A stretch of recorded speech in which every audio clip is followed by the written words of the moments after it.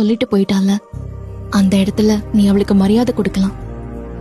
இந்த காதல் நம்ம வாழ்க்கையில ஒரு ஃபேஸ் மட்டும் தாண்டா, அது மட்டுமே வாழ்க்கை இல்ல. அந்த டோக்கியோ சான்ஸை என்ன பண்ணலான்னு இருக்க? 6 மாசம் அங்க அகாமடேஷன் கொடுக்கறாங்க.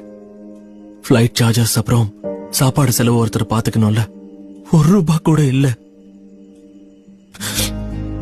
என் செல்ஃப் ரெஸ்பெக்ட விட்டு கொடுத்து கேட்டாலும் எங்க அப்பா கொடுக்க மாட்டாரு.